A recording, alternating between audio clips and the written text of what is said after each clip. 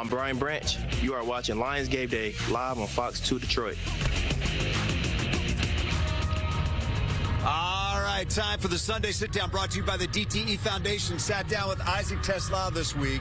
I asked him, I'll ask you, what the best part of being an NFL player was. What do you think he said? Not the money. Don't go there. Okay. The food. Yeah, travel.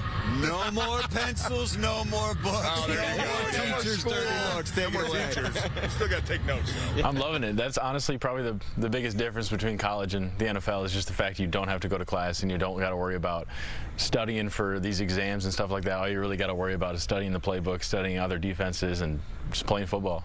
Is there somebody you've identified that's kind of a mentor for you that teaches you what it is and how to maximize yourself as a pro football player?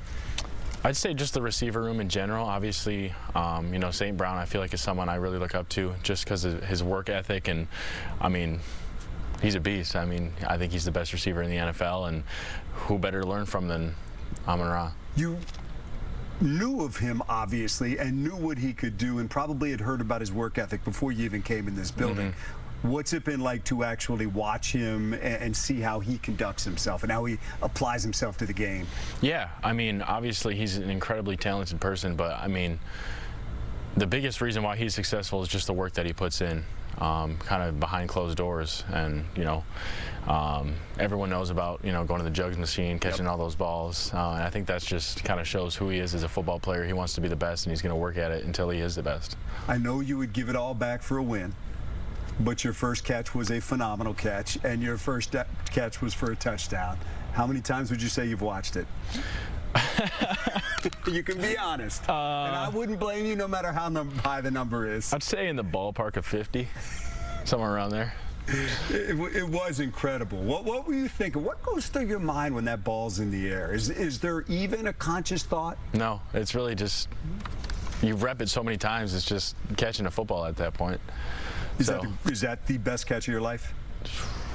Honestly, in terms of situation, yeah, yes. I've had some pretty crazy catches though. It's kind of been part of my character. Is there another one that comes to mind immediately? If somebody said to you, Isaac, what's the best catch you ever had? Yeah, when I was at Hillsdale, I had one against Ashland. I just ran it like a goal ball down the sideline, and he overthrew me a little bit. And I dove like straight horizontal and stuck it with my left hand and rolled and caught it like that. That was another good one. And then in practice I had one too where I like slipped coming out of a break and the quarterback threw it and I was running this way and I like tripped and I caught it like that. What was that phone like when you got back in the locker room, when you looked at it? Oh man. I mean, it's such a blessing obviously, but it's like I got to carve out several hours the next day or that day to respond to people. So this whole journey, you get drafted by the Lions. People know your story. It's a great story. You go through camp, you go through training camp, you play in a preseason game. Now you're going to run out on that field in a Lions uniform in a game that counts against the Chicago Bears. Have you run that through your mind yet, what Sunday's going to be like? Not really. I mean, even just you kind of talking about that kind of makes me emotional, just thinking about how many things had to come together for me to get to this point, really.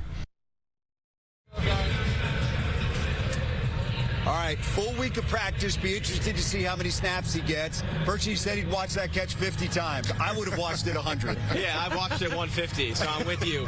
Ben Johnson used to say for the Lions receivers, no block, no rock. And that's no issue for TeSlaa, who loves to mix it up in the run game.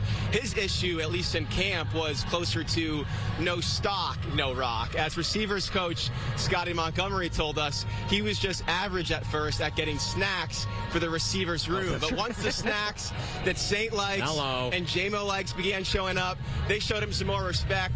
TeSlaa said J-Mo needs his cup noodles. He said Saint needs his sweet tea, or he gets a little bit cranky. But ultimately, this is a play-making business. And when you make plays like that, you're going to earn more chances on Sundays. They want to get him more involved this week. As you said, in the red zone, he's got a big chance to show up.